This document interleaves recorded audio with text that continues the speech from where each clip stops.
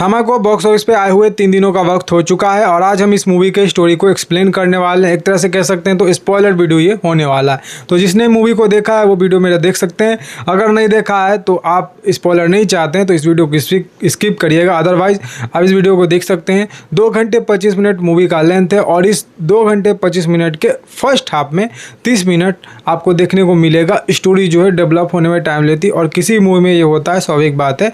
तो इस 30 से 40 मिनट में हमें देखने को मिलता है एक 1947 जो कि इंडिया पाकिस्तान का पार्टीशन हुआ था, उसका एंगल देखने को हमें मिलता है। उसका दिखाने का मतलब ये है कि जो वैम्पायर्स या कह सकते हैं पिशाच जो लोग हैं वो इंसान का खून पीते थे पहले, लेकिन ये जो कांड देखते हुए इंसान का दुश्मन बना हुआ है, इंसान एक दूसरे को मार रहा है, तो ये डिसाइड करते हैं कि इंसान का खून जहरीला है और हम अगर इंसान का खून पीते हैं तो हम भी इन्हीं की तरह हो जाएंगे और हम इन्हीं की तरह नहीं बनना चाहते हैं।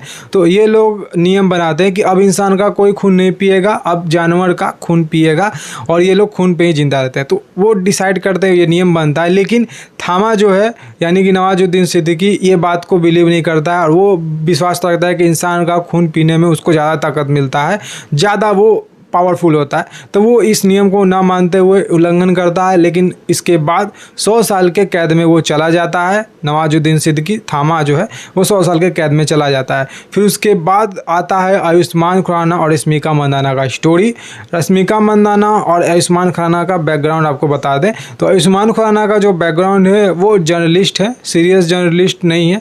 मतलब कि वो जो भी स्टोरी बनाए जाते हैं उनका एक मीम्स बन जाता है और उनके दोस्त जो फ्रेंड सर्कल है उनमें उसका मजाक उड़ता है और इसी को मतलब देखते हुए वो कुछ अलग करना चाहता है। लेकिन वो 3 दोस्तों के लेकर मतलब आयुष्मान खुराना, एक फीमेल जो है रहती है और एक मेल दोस्त, तीनों मिलकर एक जंगल में जाते हैं, टेंट लगाकर हाइकिंग करते हैं या फिर छुट्टी मनाते हैं, जो भी कुछ कह सकते हैं। तो वो एक जंगल में जाते हैं और वो ये इस छुट्टी को एंजॉय करते हैं। लेकिन एक दोस्त उसी को आयुष्मान खुराना को बोलते हैं, इतना दिन हो गया जंगल में आए हुए लेकिन तुमने एक भी अच्छा पिक नहीं लिया, अपने इंस्टाग्राम सोशल मीडिया में डाला ही नहीं, तो तुम्हें कैसे यकीन करेंगे कि तुम अच्छे जर्नलिस्ट हो, प्रोफेशनल एक तरह से अपना प्रोफाइल को करो। तो इसी को सुनकर आयुष्मान खुराना को एक जोश आ जाता है और वो जंगल में जाते हैं, बीच जंगल घने जंगल में, और ऐसी लोकेशन पर जाकर वो फ़ोटो निकालते हैं। लेकिन उनके फ़ोटो में उन्होंने देखा 2-3 फ़ोटो खींचा तो भालू आ गया फ़ोटो में और भालू उनके ऊपर अचानक से अटैक कर देता है।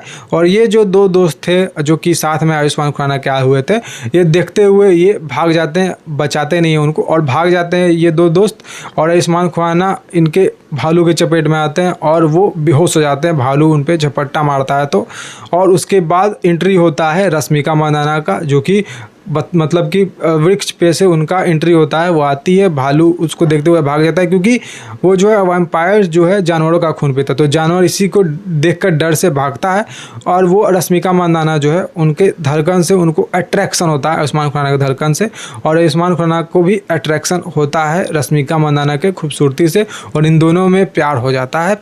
और ये 3-4 दिन के बाद जब होश में आते हैं तब इनके जो वैम्पायर्स जो लोग हैं, जो पिशाच जो लोग हैं, ये देखते हैं कि तुम रश्मिका मंदाना को कि तुम इंसानों का हेल्प क्यों कर रही हो, इंसान हमारे दुश्मन है, ये वो कर इसको ले जाते हैं आयुष्मान खुराना को और नवाजुद्दीन सिद्दीकी जो कि थामा बने हुए हैं उनके आगे डालते हैं कि इंसान का खून पीने के लिए, क्योंकि वो 75 साल से कैद में है।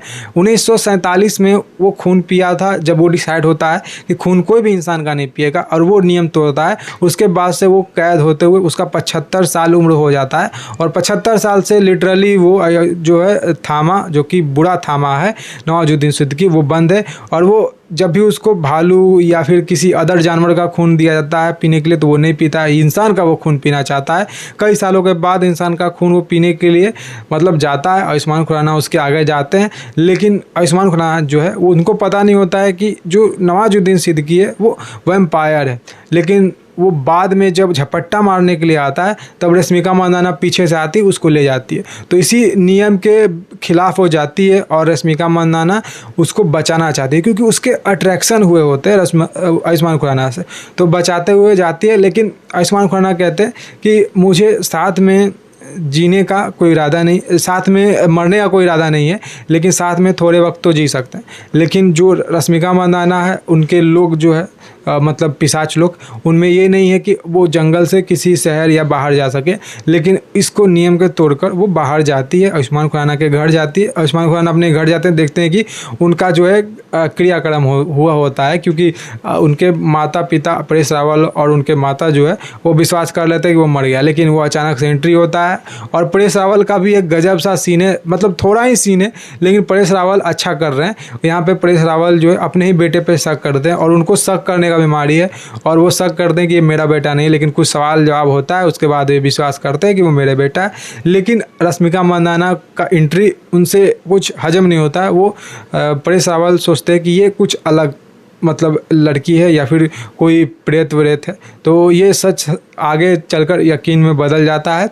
और यहाँ पे आपने देखा कि जो आयुष्मान खुराना है वो तो घर अपने रश्मिका मंदाना को लेकर आ चुके हैं, लेकिन रश्मिका मंदाना जो है वो खाना पीना तो नहीं खाती, वो खून पीती है। लेकिन ये आयुष्मान खुराना को पता नहीं था, वो समझते थे कि वो नॉन वेज है, लेकिन आगे जाकर उनको ये सब चीज़ रश्मिका मंदाना बताती है, क्योंकि एक पार्टी में वो जाती है रश्मिका मंदाना, और आयुष्मान खुराना को लेकर, आयुष्मान खुराना लेकर जाते हैं रश्मिका मंदाना को किसी पार्टी में, और पार्टी में जाकर दारू जो लाल कलर का होता है उसको खून समझकर पी लेती है, और उसके बाद वो नशा में टूल हो जाती है और किसी भी लड़के के साथ वो नाचने लगती है।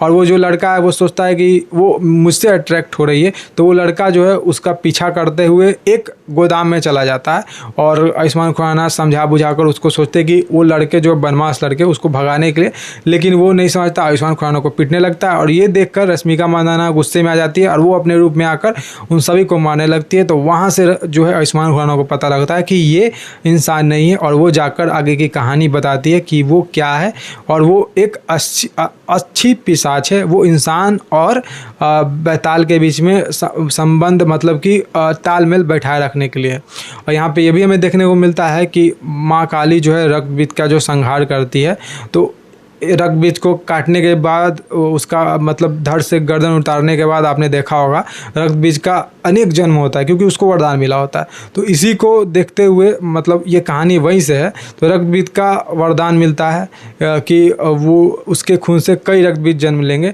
तो इसी को वो आगे बढ़ाने के लिए मतलब कह सकते हैं कि अपने वो इंसान को रक्षा करने के लिए वो ऐसे पिशाच को माँ काली छोड़ जाती है कि ऐसे अगर जो है शैतान यहाँ पे पिशाच लोग में पैदा होते हैं, तो उनका संहार करने के लिए ये जो है अच्छे कह सकते हैं कि पिशाच जो है वो हो सके।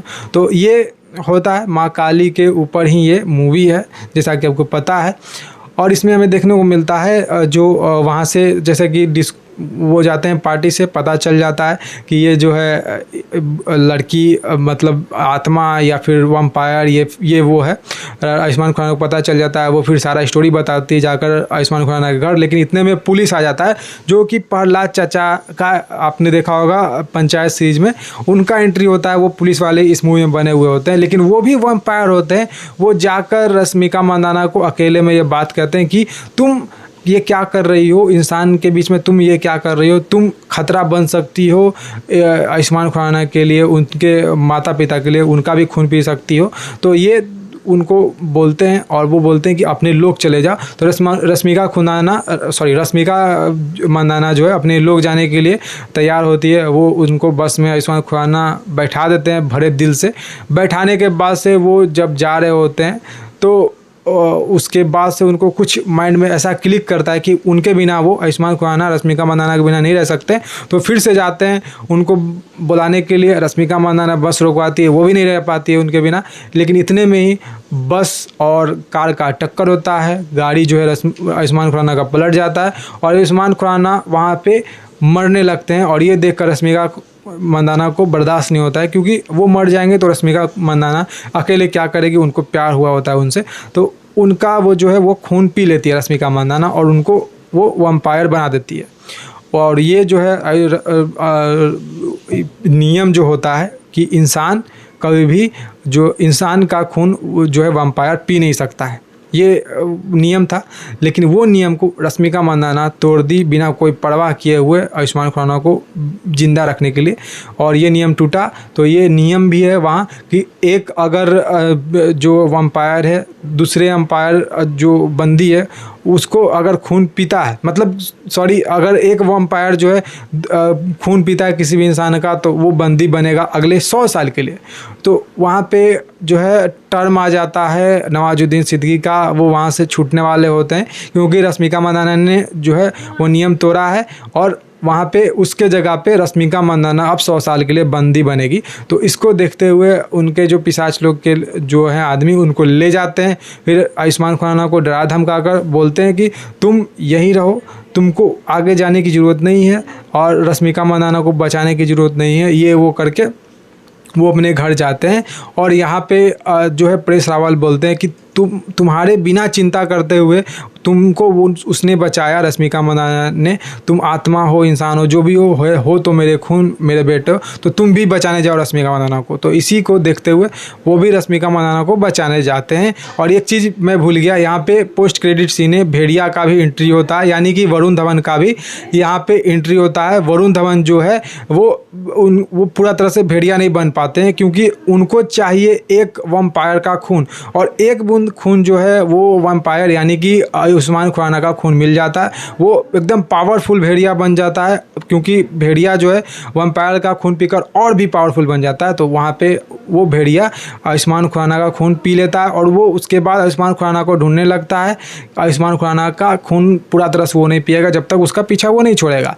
लेकिन यहाँ पे जो है भेड़िया का सीन खत्म होता है, और वहाँ पे रश्मिका मंदाना को बचाने के लिए 100 साल के लिए कैद में होना जाए आयुष्मान खुराना जाते हैं। लेकिन वहाँ पे युद्ध होता है, और युद्ध में जो है नवाजुद्दीन सिद्दीकी से वो हारते हैं, और फिर उसके बाद एक माँ काली से उनको शक्ति मिलता है, और वो ऐसे वम्पायर बनते हैं जो कि इंसानी दिल भी है उनके पास और वो वम्पायर भी है। ऐसा उनके पुराणों में लिखा था कि एक ऐसा वम्पायर आएगा जिनके अंदर इंसानी खून, इंसानी दिल भी होगा और वो वम्पायर भी होगा। तो वो नया थामा वहाँ से वो बनता है, और वहाँ से जो नवाजुद्दीन सिद्दीकी फिर से कैद में गया उसको छुड़ाकर सर कटा ले जाता है, और यहाँ पे स्त्री का भी एंट्री होता है। सर कटा छुड़ा कर ले आता है, वम्पायर जो है वो फिर से बुरे काम करेगा, यानी कि नवाजुद्दीन सिद्दीकी बुरा वम्पायर है, वो बुरे काम फिर से करेगा, फिर से अपना सेना बनाएगा। तो इसके देखते हुए वहाँ के जो पुरोहित है वो आयुष्मान खुराना को बोलते हैं कि तुमको और भी ज़्यादा शक्तिशाली यानी कि आयुष्मान खुराना को बनना पड़ेगा,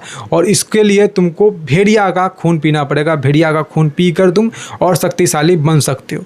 तो वहाँ से अब टर्न एंड ट्विस्ट जो है कहानी में शुरू होगी, और ये थामा के अगले पार्ट में हमें देखने को मिलेगा। तो ये था स्टोरी। आशा करता हूँ मैं आपको अच्छे से समझा पाया हूँगा, कहीं कहीं पे थोड़ा मतलब दिक्कत हुआ होगा, उसके लिए मैं माफ़ी चाहता हूँ। फिलहाल आज के इस वीडियो में इतना ही। जय हिंद, वंदे मातरम, जय श्री राम।